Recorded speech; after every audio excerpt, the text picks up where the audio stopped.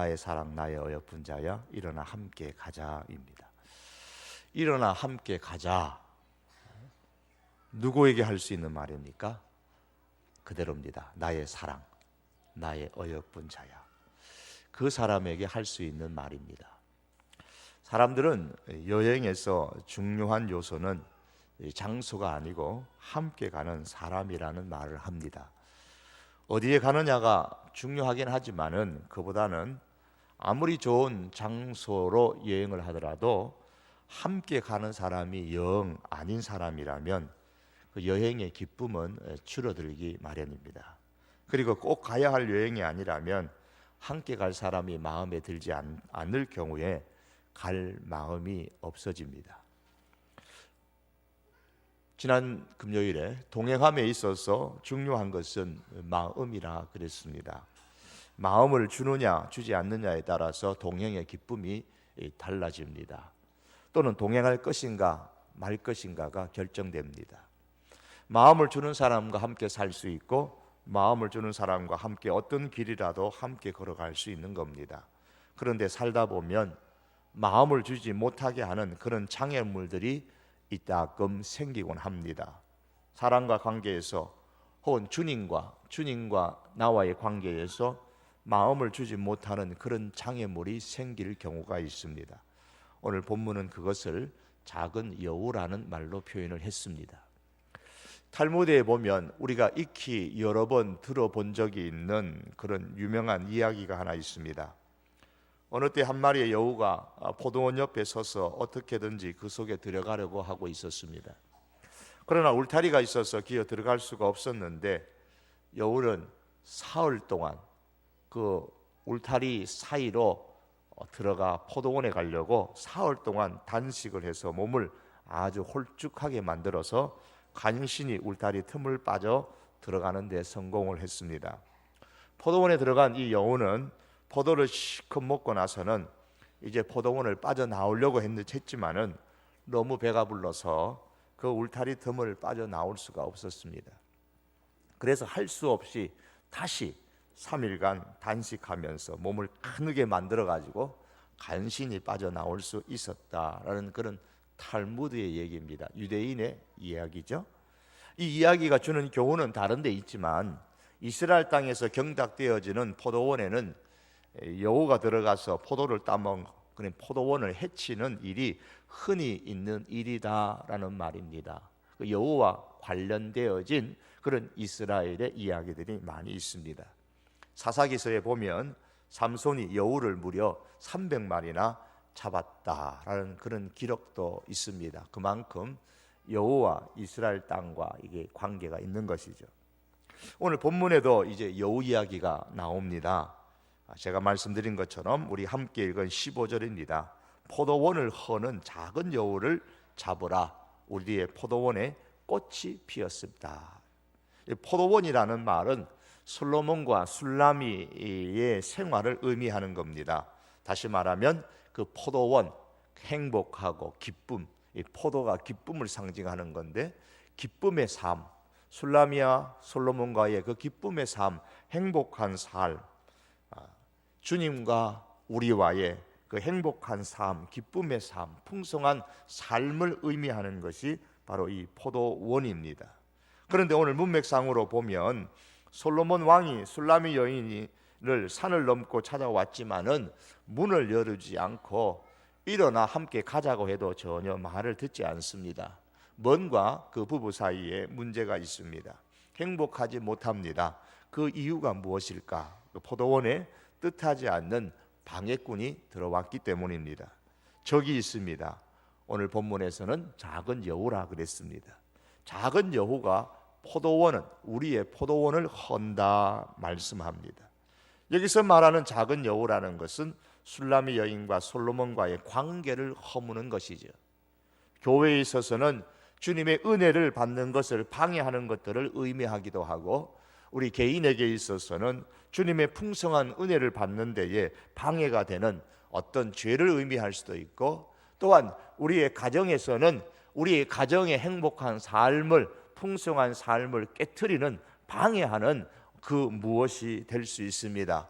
그것이 어떤 작은 남편의 습관이 될 수도 있고 아내의 습관이 될 수도 있고 또한 어떤 성격이 될 수도 있고 그 작은 여우는 우리는 다양한 것으로 생각할 수 있습니다.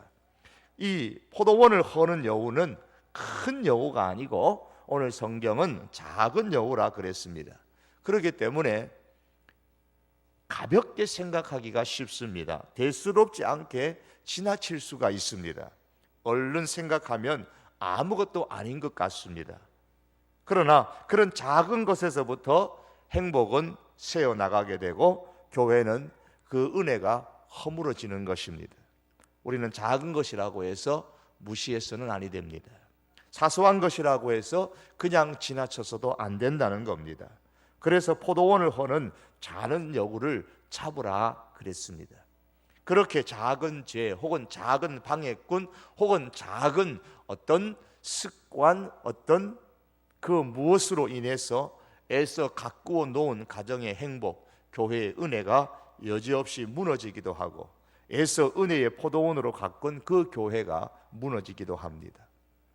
오늘 목사님의 이야기입니다. 개척을 해서 교회가 은혜스럽게 성장을 했습니다.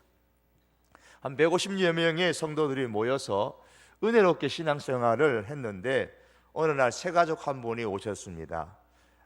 개척교회에 한 분이 오셨으니까 얼마나 반갑습니까? 근데 그분은 다른 교회에서 안수지사님으로 섬기시던 분이었습니다. 열심히 이 작은 교회에 오셔서 개척 새벽 예배도 참석하고 교회에 큰일이 있으면 자기가 솔선해서 돈을 내어서 일을 처리하기도 했습니다. 교인들이 얼마 되지 않았기 때문에 금방 교인들을 알고 친하게 지내고 교인들은 그분을 영적으로 존경하고 그렇게 아끼게 됐습니다. 이제 교회가 장로 투표를 이제 하게 되고 그분이 이제 장로님이 되셨습니다. 그 후에 얼마 있지 않아서 일이 터졌습니다. 이분이 교회 성도들로부터 여기저기서 돈을 빌려 쓰기 시작했습니다. 교회가 그 일로 말미암아 시끄러워졌습니다. 알고 보니까 지난번에 있었던 교회에서도 그런 일로 인해서 교회에 나와서 이 교회에 오게 된 것, 그 사실이 알려지게 됐습니다. 은혜롭게 성장하던 교회가 그 한 분으로 인해서 교회가 돈이 얽혀져서 무너지기 시작했습니다. 교인들이 여기저기로 뿔뿔이 흩어지고 말았습니다. 이 교회라는 포도원은 작은 여우에 의해서 은혜 받는데 충분히 방해를 받을 수가 있습니다. 이스라엘이 가나안 땅을 정복하던 초창기에 아간이라는 사람이 바로 작은 여우 역할을 했습니다. 아간이 이스라엘의 포도원을 헐어서 이스라엘이 아이성 전쟁에서 실패하고 말았습니다. 초대교회가 한창 성장하는 시기에 아나니아와 삽비라라는 이 한 부부가 작은 여우의 역할을 했습니다. 그들로 인해서 초대교회에 한번 찬바람이 불고 지나갔었습니다. 사람만 작은 여우 역할을 하는 것이 아닙니다. 사람의 마음속에 있는 좋지 못한 감정 역시도 작은 여우의 역할을 해서 자신의 신앙뿐만 아니라 교회를 당황하게 할 때가 있습니다. 역시 초대교회가 급속도로 성장하던 때에 몇몇 성도들의 마음에 섭섭이라는 작은 여우가 들어왔습니다. 그래서 온 포도원을 휘짓고 다니면서 사람들의 마음에 섭섭한 마음을 일으켰습니다. 이유인즉슨 교회가 구제함에 있어서 헬라파 유대인들을 본토 유대인들보다 더 소홀하게 대했다는 겁니다. 그래서 헬라파 유대인들이 섭섭해서 불만을 터뜨렸던 것입니다. 그걸로 말미암아 교회가 또 한동안 그렇게 찬바람이 불기도 했었습니다. 우리가 이제 오늘부터 행복 나눔 바자회를 오늘도 하고 내일도 오늘도 했고 이제 내일도 할 것인데 여러분께서 많이 오셔가지고 성황리에 이 일이 마쳐질 수 있도록 협력을 해 주시기를 바랍니다. 이를 위해서 몇 날 며칠 동안 많은 날부터 준비하신 분들도 있고 또 오늘도 많은 분들이 나와서 이렇게 즐거이 기꺼이 섬기는 모습을 볼 때 참 감사했습니다. 행여나 그 가운데서 이런 섬김 가운데서 섭섭한 이런 작은 여우가 우리들의 마음에 들어오지 않도록 조심해야 될 것입니다. 이렇게 시대를 막론하고 포도원을 헐고자 하는 작은 여우가 포도원 울타리를 해치고 포도원으로 침입해서 포도를 따먹고 상품의 가치조차 없도록 완전히 그 포도밭을 해쳐버리는 그런 일들을 시도하고 있습니다. 그렇다면 우리의 포도원을 허는 이 작은 여우, 우리의 가정이나 우리의 교회나 우리 주변의 그 무언가를 헐어버리는, 그래서 못쓰게 만드는 이 작은 여우, 여러 가지로 말씀드린 것처럼 우리가 해석을 할 수 있습니다. 그러나 그 중에서 가장 근본적이고 본질적인 이 작은 여우가 뭘까 고민을 하게 됩니다. 그것은 자기중심적인 생각, 자기중심적인 마음, 혹은 자기중심적인 신앙이 또한 작은 여우가 됩니다. 어느 분이 집 앞길에서 택시를 탔습니다. 그런데 이제 사거리에서 우회전 하려는 그 차선에 딱 서 있다가 우회전을 하지 아니하고 직진을 하다가 횡단보도를 건너고 있던 사람을 칠 뻔을 했습니다. 그러자 이제 이분이 타고 있던 택시 기사분이 대뜸 그냥 입에서 아주 자연스럽게 그냥 혼자서 욕을 하는 겁니다. 직진할 차가 왜 우회전 차선에 서 있나? 저건 인간도 아니다. 듣기에 좀 민망할 정도로 혼자서 중얼중얼거리면서 욕을 하시는 것이었습니다. 그 욕을 들으면서 택시를 타고 있던 이 분은 자기 나름대로 이 운전수는 교통법규를 참 잘 지키는 그런 분이구나, 교통법규를 지키려고 애를 참 쓰시는 분인가 보다, 그래서 이 교통법규를 안 지키는 사람만 보면 그냥 이렇게 화가 나는가 보다, 그렇게 생각을 했습니다. 그런데 황당한 일이 그 다음에 일어났습니다. 목적지까지 거의 다 왔는데 회전이 금지되어져 있음에도 불구하고 버젓이 아주 당당하게 우리 택시 기사분이 노란선을 넘어서 확 좌회전을 하는 것이었습니다. 황당했습니다. 결국 이 택시 기사에게는 남이 차선을 위반하는 것은 인간도 아닌 것이 돼버리고 자기가 차선을 위반해도 괜찮은 것이 되고 말았던 겁니다.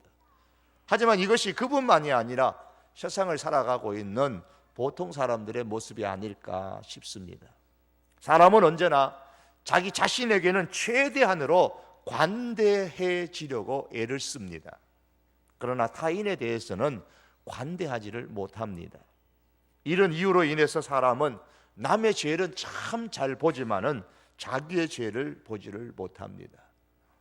다른 사람과 똑같은 행동을 해도 그 사람은 죄를 지은 것이고 자신은 그때의 형편과 사정이 어쩔 수 없어서 그렇게 행동할 수밖에 없었다고 생각을 합니다. 하나님도 때로는 이해하실 것이라고 아주 자신을 대단히 크게 관대하게 대합니다.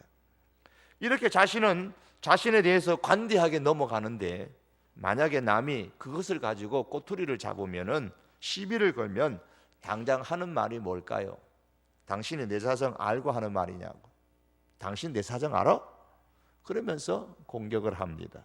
그러면서도 정작 자신은 남의 사정은 전혀 돌봐줄 줄 모르고 책망하기 바쁘고 때로는 욕하기 바쁩니다. 이것이 바로 자기중심적으로 살아가는 사람의 모습입니다. 이런 자기중심적인 사고 방식이 너나 할 것 없이 우리 모두에게 이렇게 자리 잡고 있는 것을 우리는 발견하게 됩니다. 이것이 바로 관계를 허무는 작은 여우입니다.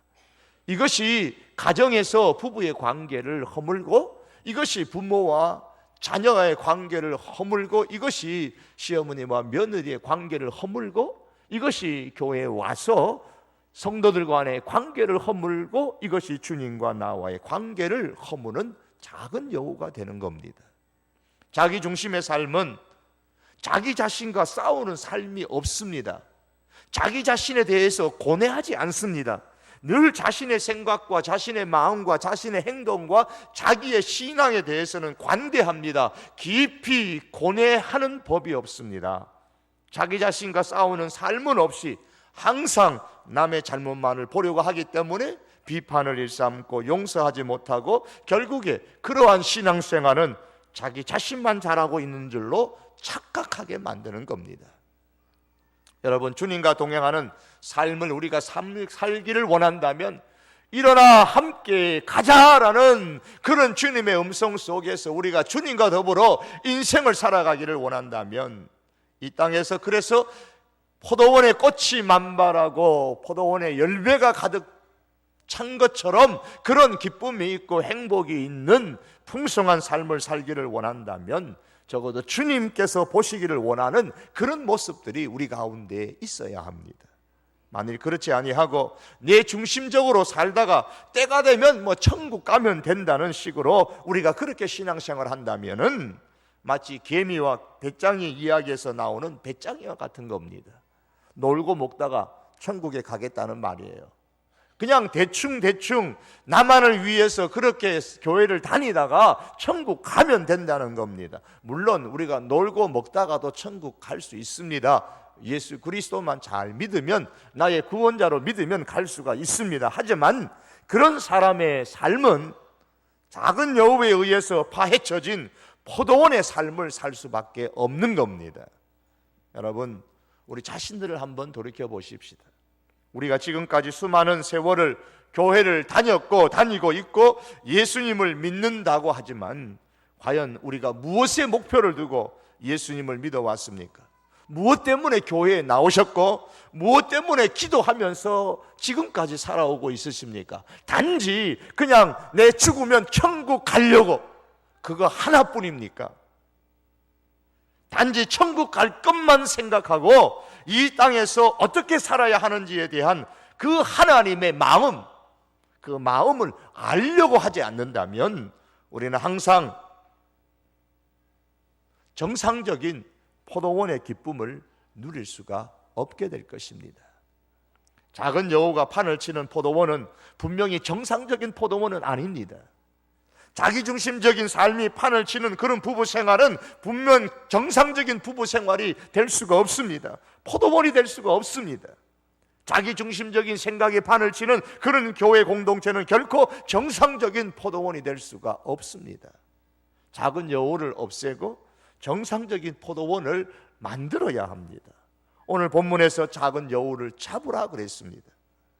그런데 가만히 놀고 먹는데 작은 여우가 없어지는 것은 아니죠.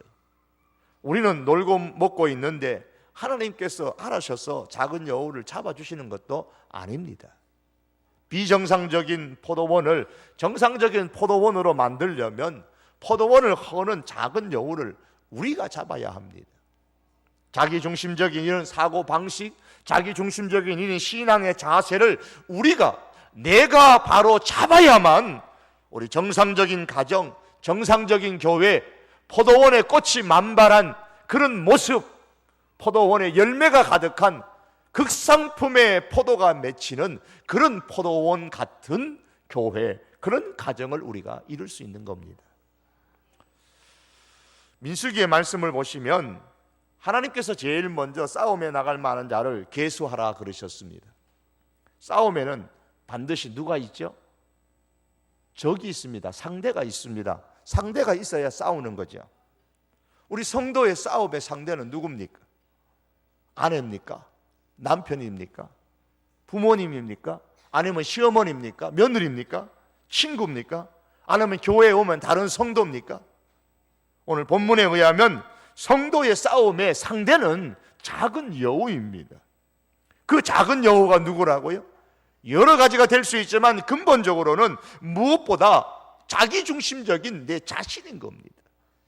성도의 싸움의 상대는 자기중심적인 마음으로, 자기중심적인 신앙으로 똘똘 뭉쳐있는 나와의 싸움인 겁니다. 자기와의 싸움에서 우리가 먼저 이겨야 되는 것이고, 자기와의 싸움에서 이 작은 여우를 잡아야 합니다. 왜요? 이 자기중심적인 생각이나 마음이나 신앙은 하나님을 믿는 것이 아니라 하나님을 대적하기 때문입니다. 포도원을 해치기 때문이에요. 대부분의 과일에는 과일의 중심에 이 씨라는 것이 있습니다. 복숭아도 씨가 있고 사과도 이제 가운데에 씨가 있고 한데, 자기 중심에 있는 그 가장 핵심에 있는 그 씨가 뭔지 아십니까? 우리 자기 중심의 사고방식과 자기 중심의 신앙의 그 핵심에 있는 것은 바로 우리의 자존심입니다. 이 자존심이 자기 중심의 사람으로 만듭니다. 그래서 자기중심적인 사람일수록 자존심이 대단히 강합니다. 이걸 건드리는 것은 마치 폭탄의 내관을 건드리는 것과 같습니다. 자존심을 포기하지 못할수록 부추기는 것은 바로 이제 사단인 거죠. 결코 이 자존심을 포기하지 말라고 말합니다. 신앙생활도 자존심으로 하시는 분들이 계세요. 신앙생활 하면서 왜 상처를 받으십니까? 상처를 주는 사람도 잘못이지만 상처를 받는 사람도 사실 잘못이에요. 상처를 받는다, 그 말은 거꾸로 말하면 자존심 상했다는 말입니다. 내 자존심이 되게 상한 겁니다. 자기 안에 강한 자존심이 자기를 감싸고 있는데 그 자존심이 그 어떤 말이나 그 상대방의 그 어떤 행동으로 통해서 상처를 받은 겁니다. 남이 얼마나 헌금했더라, 아무개 집사님이 얼마나 봉사했더라, 아무개 집사님이 일주일간 금식했더라, 이런 소리를 들으면 자기 자존심이 그것을 칭찬하도록 내버려 두지 못합니다. 상처를 받습니다. 그래? 뭐 그 사람 수입에 비하면 별로 한 건 아닌데 폄하합니다. 지지 않으려고 오히려 자기가 더 열심히 나와서 봉사합니다. 우리 가운데 그런 봉사는 없기를 바랍니다. 또 없어야 될 것입니다. 지지 않으려고 자기는 일주일하고 또 하루 더 금식합니다. 겉으로 보면 대단한 것 같지만 그게 실상은요, 하나님을 대적하는 거예요. 자기 자존심으로, 자기 중심적인 생각으로, 신앙으로 신앙생활하는 것은 하나님을 대적하는 겁니다. 왜냐하면 그의 마음은 하나님의 마음을 조금도 헤아리려고 하지 않기 때문입니다. 하나님의 마음이 이러하니 내가 이 하나님의 마음을 시원하게 해야 되겠다는 그런 자세로 하는 것이 아니라 자기의 자존심을 만족시키려고 하기 때문에 그게 하나님을 대적하는 거예요. 자기의 자존심을 포기하지 않는 이상은 자기중심적인 이런 생각이나 신앙은 결코 없어질 수가 없습니다. 그에 따라 우리의 포도원은 정상적이 될 수가 없고 작은 여우를 잡을 수가 없습니다. 사랑하는 성도 여러분, 내 포도원을 해치는 이 작은 여우 잡아야 합니다. 어떻게 잡을 겁니까? 자존심이 일으키는 이 자기중심적인 그런 신앙, 그런 마음은 아직 내가 죽지 않았기 때문에 일어나는 현상입니다. 자기가 죽는 경험이 있어야 돼요. 가나안 땅에 들어가려면, 가나안의 풍성한 삶을 살려면, 하나님의 약속하신 가나안의 은혜를 누리려면 꽃이 만발하고 열매가 맺히는 포도원의 인생을 살려면 반드시 건너가야 되는 게 요단강입니다. 그 요단강은 자기가 죽는 경험입니다. 제가 요즘에 새벽에 말씀을 드리면서 제가 준비하면서 참 많이 생각을 하고 은혜를 받곤 합니다. 신명기 28장에 보시면 하나님께서 이스라엘 백성들에게 앞으로 요단강을 건너서 가나안 땅에 가거든 큰 돌들을 세워서 석회를 바르고 거기다가 율법의 모든 말씀을 돌에 기록한 이후에 그 돌을 가나안에 있는 그 중심에 있는 에발산으로 가지고 가서 거기서 하나님 여호와를 위하여 돌단을 쌓은 이후에 번제와 화목제를 드리라라는 이런 말씀이 나옵니다. 그런데 이 에발산이 어떤 산인가 하면 에발산하고 그리심산이 있는데 그리심산은 축복을 선포하는 산이고 에발산은 저주를 선포하는 산입니다. 그런데 왜 하필이면 축복을 선포하는 산에다가 돌을 세워놓고 거기다가 번제와 화목제를 드리라고 말씀하지 않고 에발산 저주를 선포하는 그 땅에다가 가가지고 돌을 세우고 거기서 번제와 화목제를 드리라고 했을까라는 겁니다. 왜 하필이면 그랬을까요? 누구나 사람은 축복의 산인 그리심산에 돌을 세우고 거기서 예배드리고 싶죠. 사람에게는 누구나 축복을 가까이 하고 싶지 저주를 가까이 하고 싶은 사람은 아무도 없습니다. 저도 그래요. 여러분도 그럴 겁니다. 다 동일합니다. 우리 가운데 그 어떤 사람도 스스로 나는 저주의 살인에 설납니다 그렇게 말할 분들은 없을 거예요.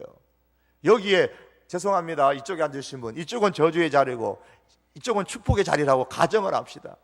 자, 동서남북 하면서 가운데 줄을 꺼놓고 호락을 불고 가고 싶은 자리로 가세요. 그러면 어디로 갈까요? 저주의 자리로 가는 사람 없어요. 모르긴 몰라도 다 축복을 받는 자리로 가기를 원합니다. 그런데 왜 하나님께서는 이스라엘 백성들에게 너희가 가나안에 가거든 에발산 그 저주를 선포하는 산에서 예배를 드리라, 그 땅에 서서 예배를 드리라, 왜 그랬을까요라는 거예요. 하나님께서 이스라엘을 에발산에 세우신 것은 내가 바로 저주받아 마땅한 자라는 것을 경험하기 위한 거예요. 저주를 선포하는 그 땅에 왜 섰느냐? 그 저주를 선포하는 바로 내가 바로 저주받을 그 당사자라는 겁니다. 자기 스스로를 저주의 자리에 이렇게 서도록 하는 것이 결국은 뭡니까? 자신의 죽음을 경험하는 거예요. 이렇게 볼 때에 요단강을 건넌 이스라엘 백성들에게 꼭 필요한 게 뭐냐면 이 죽음이라는 경험입니다. 죽음의 경험이 있어야 가나안의 은혜를 누리고, 죽음의 경험이 있어야 가나안의 복을 누리고, 죽음의 경험이 있어야 꽃피고 열매 맺는 포도원의 인생을 살 수 있는 겁니다. 그러므로 하나님의 백성이 요단을 강을 건너고 앞으로 약속의 땅에서 살아가야 될 사고방식이 뭐냐, 이게 자기 중심의 그 사고방식은 버리고 자기 죽음의 경험을 하라는 것입니다. 자기가 죽는 것, 자기 자존심이 죽고 자기 중심적인 사고방식이 죽어야 되는 겁니다. 그래야 은혜의 삶이 있는 거예요. 저주의 산인 에발산에 서서 저주받아 마땅한 나는 오직 거룩한 제물의 희생의 피로서만 살 수 있다, 그런 의미로서 이제 그 저주의 땅에서 번제를 드리라 그랬습니다. 그 번제를 통해서만 하나님과 화목할 수 있다, 그런 의미에서 화목제를 드리라고 말씀하셨습니다. 이게 이제 신약으로 오면 십자가의 사건인 거예요. 성도는 십자가의 예수님을 믿는 사람들입니다. 그렇지 않습니까? 우리가 이 성도 교회에 올라오는 것은 십자가의 예수님, 나를 위해서 피 흘리신 그 예수 그리스도의 십자가를 붙잡는 사람들이 아닙니까? 십자가가 뭐예요? 그건 사형틀입니다. 십자가가 뭐예요? 그거는 예수님이 하나님의 저주를 받는 자리입니다. 죽는 장소예요. 저주받아서 죽는 장소예요. 그리스도 예수의 사람들은 육체와 함께 그 정과 욕심을 십자가에 못 박았느니라. 그렇습니다. 그리스도뿐만 아니라 그리스도께서 십자가에 못 박혔을 때에 우리들도, 예수님을 믿는 우리들도 그 십자가에 못 박힌 사람들입니다. 죽은 사람이란 말이에요. 성도는 십자가에 못 박힌 사람입니다. 십자가에 못 박혔다는 게 무슨 말입니까? 죽었다는 거 아니에요. 십자가에 못 박혀놓고도 살 사람이 있습니까? 그 로마 시대에 십자가에 못 박혀놓고 살아난 사람은 없습니다. 사형 방법 중에서도 가장 악한, 가장 극악한, 가장 극심한 그 방법이 십자가인데 십자가 처형에서 살아난 사람 없습니다. 예수님도 십자가에 못 박혀서 돌아가셨습니다. 우리가 무슨 용 빼는 재주가 있어서 십자가에 못 박히고도 살아날 수 있습니까? 우리가 죽음을 경험하지 못했다는 것은 딱 한 경우입니다. 십자가에 못 박히지 않았다는 겁니다. 바울은 자신이 내가 십자가에 못 박혔다고 고백합니다. 내가 그리스도와 함께 십자가에 못 박혔나니, 내가 예수님과 함께 십자가에 못 박혔습니다. 그 결과 어떻게 됐습니까? 내가 산 것이 아니라는 거예요. 내가 십자가에 못 박혀 나는 죽어버렸습니다. 그러니 내가 산 것이 아닙니다. 내가 죽었다, 그 말입니다. 자기 죽음의 경험이 바울에게 있었습니다. 죽은 사람에게는 자존심이라는 거 없어요. 죽은 사람 건드려 보세요. 왜 나 건드리냐고 말하는가? 죽은 사람 뺨 때려보세요. 왜 내 뺨 때리는가 말하는가? 자기중심적인 생각도 없고 자기중심적인 신앙도 없습니다. 그러기에 바울은 이렇게 말합니다. 내가 산 것이 아니요 오직 내 안에 그리스도께서 사신 것이라 선언합니다.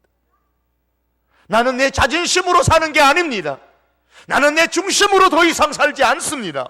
내 안에 계신 그리스도께서 사신 것이라 그리스도 중심으로 삽니다. 바울의 고백입니다. 이러한 자기 죽음의 경험이 없으면 요단강을 건너와도 여전히 요단강 건너기 이전에 세상의 법칙과 세상의 사고방식, 자기중심적인 사고방식으로 살게 되는 겁니다.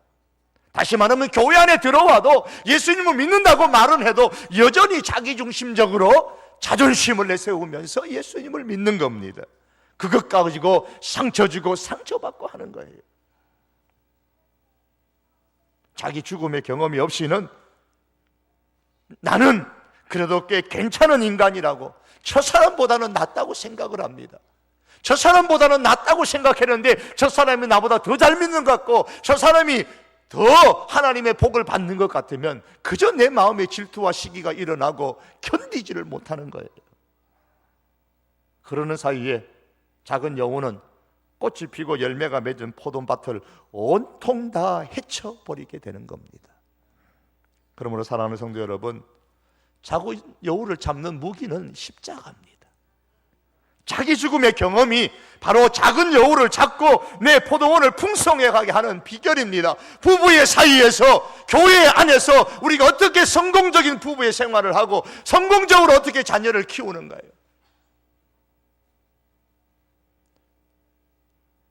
때로는 아이를 키우는 것 때문에 부부 싸움이 얼마나 합니까? 제가 우리 애를 처음에 어릴 때 키울 때요, 저는 아이가 텔레비가 별로 안 좋으니까 텔레비 보이지 말자. 우리 집 사람은 아이가 텔레비를 봐야 머리가 똑똑해진다, 텔레비를 좀 보여야 된다. 그것 때문에 또 한창 시비한 적이 있었습니다. 큰데 있는 게 아니에요. 십자가 앞에서 내가 죽고 내 안에 그리스도께서 사는 그런 은혜 역사가 일어나기를 축복합니다. 사랑하는 성도 여러분, 포도원을 허는 작은 여우를 정말 잡고 싶으십니까? 언제 잡으시렵니까? 무슨 도구로 잡으시려는지 연구할 시간이 필요합니까? 어떤 방법으로 잡을까를 연구할 시간이 필요합니까? 참으로 이 작은 여우를 잡고 싶다면 지금 잡으셔야 됩니다. 여우를 잡을 가장 좋은 도구가 없어도 괜찮습니다. 일단 사용할 수 있는 도구를 사용해서 잡으십시오. 작은 여우는 이미 포도원 안으로 들어와서 꽃을 따고 열매를 따고 포도원을 해치고 있습니다. 잡을 수 있는 가장 좋은 방법이 아니어도 좋습니다. 잡을 수 있는 사용하는 가장 좋은 도구가 아니어도 좋습니다. 지금 당장 잡으려고 시도하셔야 합니다. 홍콩의 영화 감독인 왕저 웨이라는 사람이 있는데, 이 왕저 웨이에게 기자가 하루는 물었습니다. 왜 좀 더 완벽하게 준비해 놓고 시작하지 않습니까? 그랬더니 이분이 하는 말이, 무언가를 시작하기에 충분할 만큼 완벽한 때라는 것은 없습니다. 그런 이야기를 했어요. 우리는 흔히 쓰는 말이 있죠. 시작이 반이다. 무엇을 행동하기 위해서 너무 생각하고 너무 준비하다가 정작 행동해야 할 순간에 때를 놓쳐버리고 행동하지 못하는 경우가 있습니다. 팔다리 없이 태어난 호주판 오체불만족의 주인공인 닛 부이치치라는 사람 아실 겁니다. 이분이 이제 한국의 초청을, 어느 단체에 초청을 받아서 한국에 와서 강연을 한 적이 있었는데, 그가 한 말 가운데 이런 말이 있습니다. 해보지 않으면 무슨 일이 일어날지 모른다. 해보지 않으면 무슨 일이 일어날지 모른다 그랬습니다. 노벨 물리학상을 받은 일본의 천체 물리학자인 고시바 마사토시 교수가 할 수 있는 일이 무엇인지를 찾아서 두려워하지 말고 해보라 그랬습니다. 현대그룹의 창업주인 고 정재원 회장은 사원들이 어떤 어려움을 이야기할 때마다 늘 이렇게 물었다고 합니다. 해보긴 해봤어? 어려워요. 해보긴 해봤어? 해보지 않고 어렵다고 말하지 말라는 겁니다. 인생에는 한 일에 대한 후회도 있을 수 있지만 하지 않는 일에 대한 후회가 훨씬 더 클 때가 많습니다. 처음부터 완벽하게 이루어지는 인생 없습니다. 처음부터 완벽하게 우리가 작은 여우를 어떻게 다 잡겠습니까? 처음부터 어떻게 완벽하게 똘똘 뭉쳐져 있는 내 안의 이 자존심을 완전히 다 드러낼 수가 있겠습니까? 많은, 그러나 시작하십시오. 언제? 지금이에요. 이미 포도원 안에는 작은 여우가 들어왔고, 이미 이 작은 여우는 포도원의 열매를 따먹고 포도원을 헐고 포도원을 해치고 있으니 때를 기다릴 것이 아니라 우리가 시작을 해야 됩니다. 무엇을 시작하기에 충분할 만큼 완전한 때는 없습니다. 얼마나 기다려서 내 자존심을 완전히 드러낼 수 있겠습니까? 얼마나 더 큰 십자가의 은혜를 받아야 내 속에 있는 자기중심적인 사고방식을 완전히 드러낼 수 있겠습니까? 좀 부족할지라도 지금부터 시작하십시오. 그래서 우리 안에 있는 작은 여우, 우리 부부 사이에 있는 이 작은 여우, 아니 교회 안에 있는 이 작은 여우, 없애는, 잡아버리는 출발점은 우리 안에 있는 이 자기중심적인 신앙, 자기중심적인 사고방식, 그 속에 똘똘 뭉쳐있는 이 자존심인 것을 우리가 바라보면서 한 번에 다 드러내지는 못한다 할지라도 시작함으로 통해서 우리 포도원에, 우리의 가정에, 우리의 교회에 하나님께서 주시는 풍성한 삶, 행복과 기쁨의 삶이 넘치기를 주의 이름으로 축복합니다. 우리 한번 기도하시겠습니다. 하나님, 십자가 앞에 서게 하셔서 십자가의 은혜로 내가 죽는 역사가 있게 하옵소서. 내가 저주받는 자리에 있고 하나님의 은혜로 살아가는 존재인 것을 깨닫게 하시고 철저하게 내가 죽고 내 속에 바울의 고백처럼 그리스도가 살 수 있게 해 주시옵소서. 하나님, 우리 부부 사이에 내 자존심 내세우는 것 없게 하시고, 부부 사이에 오직 십자가가 있게 하시고, 우리 성도들 사이에 오직 십자가가 있게 하여 주시옵소서. 우리가 하나님의 일 할 때도 오직 십자가가 앞세워지는 역사가 있게 하여 주시옵소서. 그래서 자기 중심이 아니라 십자가 중심의 그런 신앙생활 우리 함께 하여서 좋은 포도원, 행복과 기쁨이 넘치는 꽃이 만발하고 열매가 가득한 그런 포도원 같은 교회, 그런 포도원 같은 가정 이루게 하옵소서. 우리 나아같이 한번 통성으로 주여 부르짖고 기도하시겠습니다. 주여!